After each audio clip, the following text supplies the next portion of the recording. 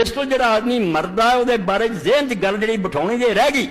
سوال علماء نے چھیڑ دیتے، پڑھیا لکھا نے، علم کلام دی کتاباں پڑھو، حدیث شرع، وہی اصحاب الکہف دے کتے دی طرح تے بندیاں دی طرح، پر جڑا مرن تو بعد پوچھتے فرشتے، وہ جسم نو پوچھتے کہ روح نو پوچھتے کہ جسم تے روح دونیں ہوندے، روح جے وچ پیندی ہے تو سارے بدن چ پیندی ہے یا کچھ حصے چ پیندی، وہ سالم اٹھ کے بہ جاندا دادا اے میں کتاباں دی گلاں دس رہا، بالکل اصحاب الکہف دے کسے دی طرح کہ ایسی لا یعنی بیساں جو نمونے کے طور کہہ رہا، ورنہ کوئی بھی جڑی علم کلام دی کتاب وہ پڑھو گے تسی حیران رہ جاؤ کہ اچھے پڑھے لوگ انہاں بیساں پے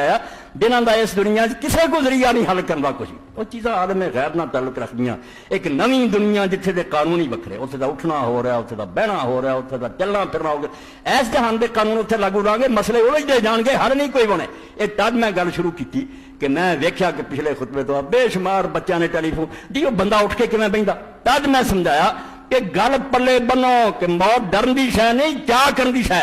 ادھر تیاری کرو، کوئی ایسا سامان اکٹھا کرو کہ جدوں تسی اس دنیا تو لوٹو بالکل انج ہی ہوئے جویں پردیس آدمی کمائی لی گیا، وہ جدوں بال بچے نوں مڑدا تے غمناک ہوندا کہ خوش ہوندا، جڑے گئے اپنے بال بچے تو دور جدوں کما کے کچھ نفع مڑ کے آوندے یا بیوی بچے نوں ملن، انہوں خوشی ہوندی کہ تے اپنے وطن نوں لوٹ رہے، موت نوں یقین جانو اپنے اصل وطن نوں واپسی، اصل وطن اے عارضی آئے ہیں کمائی لی،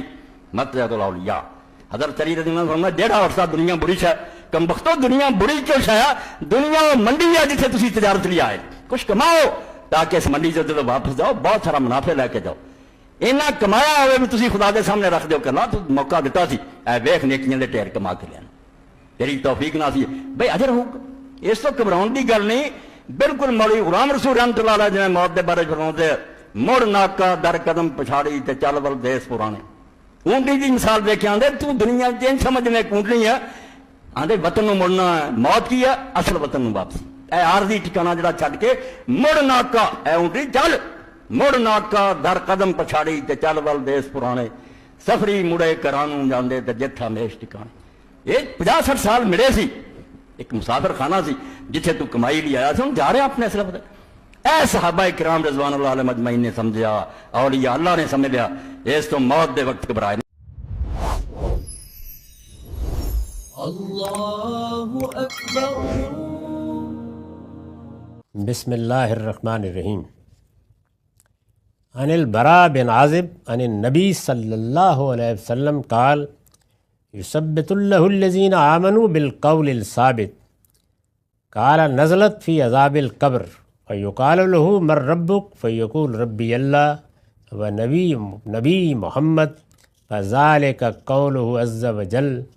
یثبت اللہ الذین آمنوا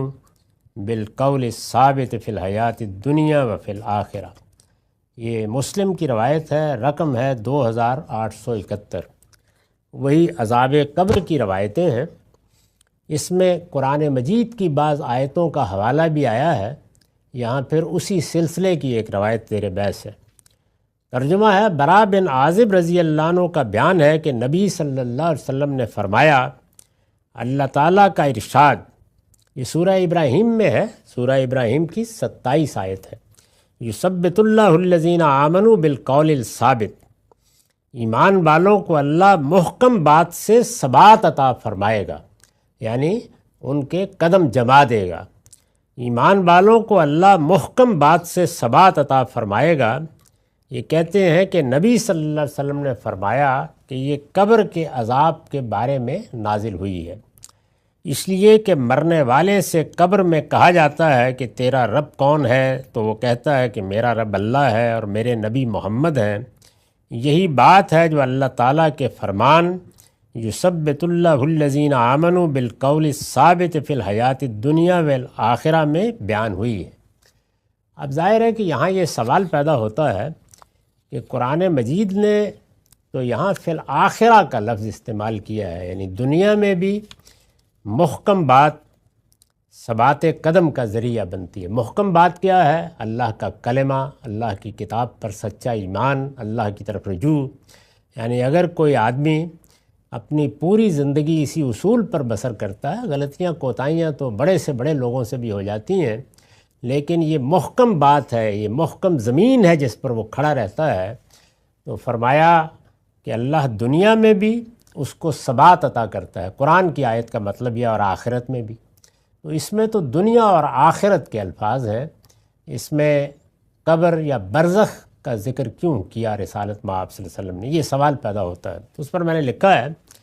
کہ قرآن میں فی الآخرہ کے الفاظ ہیں، یعنی قرآن کی آیت بالکل واضح ہے، دنیا میں بھی ثبات عطا فرمائے گا اور قیامت میں بھی۔ نبی صلی اللہ علیہ وسلم نے یہ بات اگر فرمائی ہے، یعنی یہ ہو سکتا ہے کہ کسی راوی کو سننے میں غلطی لگ گئی ہو، کسی اور ضمن میں کوئی بات کہی گئی ہو، لیکن اگر ایسے ہی فرمائی ہے تو غالباً اس پہلو سے فرمائی ہے کہ مرنے والوں کے لیے برزخ گویا آخرت ہی کی تمہید ہے، یعنی اصل میں تو آخرت کی ابتدا ہو جاتی ہے جب انسان دنیا سے رخصت ہوتا ہے۔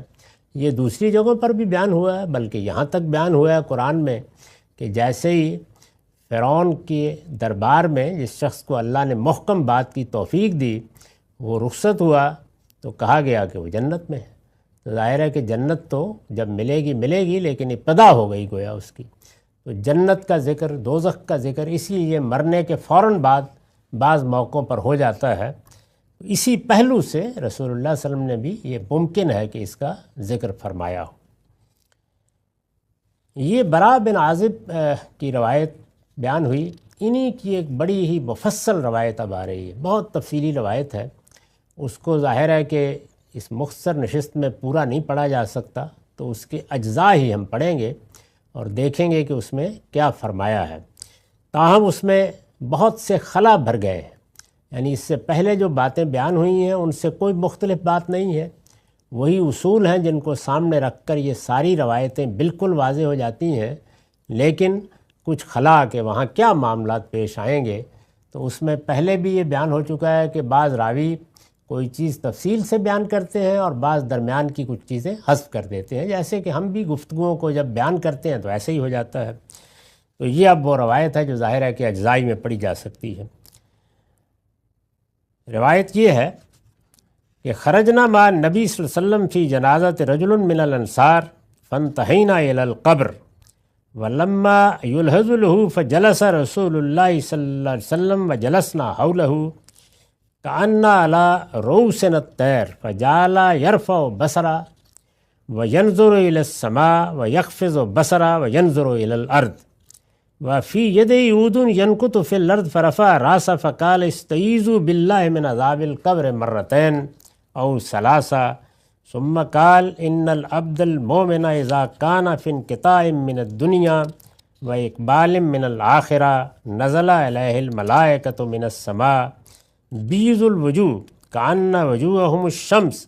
معہم کفن من اکفان الجنہ معہم کفن من اکفان الجنہ وحنوت من حنوت الجنہ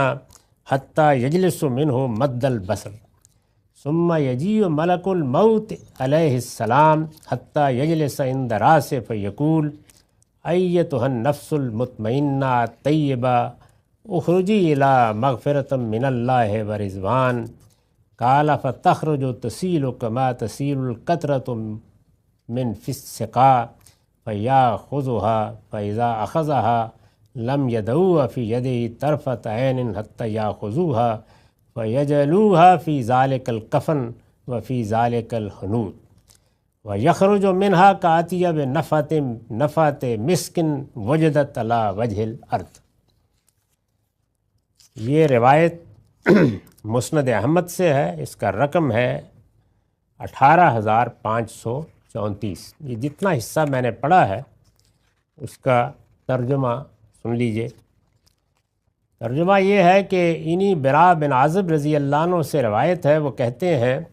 کہ ہم انصار کے ایک شخص کے جنازے میں شرکت کے لیے نبی صلی اللہ علیہ وسلم کے ساتھ نکلے اور اس کی قبر کے پاس پہنچے، جو ابھی کھودی نہیں گئی تھی، قبر بنائی جا رہی تھی۔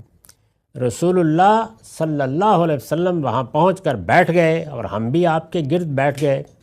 اس وقت ہم ایسے خاموش تھے جیسے ہمارے سروں پر پرندے بیٹھے ہوں۔ موت کا وقت تھا اور قبر کھودی جا رہی تھی۔ آپ یعنی رسول اللہ صلی اللہ علیہ وسلم، آپ نگاہ اٹھا کر کبھی آسمان کی طرف اور کبھی نیچی کر کے زمین کی طرف دیکھ رہے تھے۔ آپ کے ہاتھ میں ایک لکڑی تھی جس سے آپ زمین کو کورید رہے تھے۔ ایسا ہوتا ہے بعض اوقات، یعنی آدمی غور کر رہا ہو، سوچ رہا ہو تو اس طرح کی صورت پیدا ہو جاتی ہے۔ پھر آپ نے سر اٹھا کر 2 یا 3 مرتبہ فرمایا قبر کے عذاب سے بچنے کے لیے اللہ کی پناہ مانگا کرو۔ یہ بات دوسری روایتوں میں بھی آئی ہے۔ پھر فرمایا کہ بندہ مومن، تو اب آپ نے کچھ بیان کرنا شروع کیا، ظاہر ہے پہلے لوگوں کو نصیحت کی، پھر بیان کرنا شروع کیا۔ بندہ مومن جب دنیا کو چھوڑ کر آخرت کی طرف روانہ ہونے لگتا ہے، یہ میں عرض کر چکا ہوں کہ یہ آپ گویا اپنے اوپر ایمان لانے والے جو آپ کے صحابہ تھے ان کا انجام آپ بیان کر رہے ہیں۔ بندہ مومن جب دنیا کو چھوڑ کر آخرت کی طرف روانہ ہونے لگتا ہے تو آسمان سے اس کے پاس بہت سے فرشتے آتے ہیں، روشن چہرے والے، گویا چمکتا ہوا سورج ہے۔ ان کے پاس جنت کا ایک کفن اور وہاں کی ایک خوشبو ہوتی ہے، وہ اس کے سامنے حد نگاہ بیٹھ جاتے ہیں۔ پھر موت کا فرشتہ آ کر اس کے سرہانے بیٹھ کر کہتا ہے، اے مطمئن اور پاکیزہ نفس، اپنے رب کی مغفرت اور اس کی خوشنودی کی طرف باہر نکلا۔ یہی مضمون کم و بیش پیچھے بھی بیان ہو چکا ہے۔ فرمایا کہ پھر اس کی روح اس طرح نکلتی ہے جیسے مشکیزے کے منہ سے پانی کا قطرہ بہتا ہے، یعنی بڑے اطمینان کے ساتھ۔ چنانچہ ملک الموت اسے لیتا ہے اور پھر اگلے ہی لمحے 2 فرشتے اس سے یہ روح لے کر وہی خوشبو اسے لگاتے اور وہی کفن اسے پہنا دیتے ہیں جو وہ جنت سے لے کے آئے ہوتے ہیں۔ پھر اس سے مشک کی ایسی خوشبو پھیلتی ہے جیسے بہترین مشک کا ایک خوشگوار جھونکا زمین پر محسوس ہونے لگا ہو۔ فرمایا کہ پھر فرشتے اس روح کو لے کر اوپر چلے جاتے ہیں اور فرشتوں کے جس گروہ پر بھی ان کا گزر ہوتا ہے وہ ان سے پوچھتا ہے یہ پاکیزہ روح کس کی ہے، اور پھر وہ اس کے بعد آگے سے جواب دیتے ہیں۔ یہ روایت ابھی اس سے بعد بھی جاری رہے گی۔ اب ہمارا وقت ختم ہو گیا۔ وآخر دعوانا الحمدللہ۔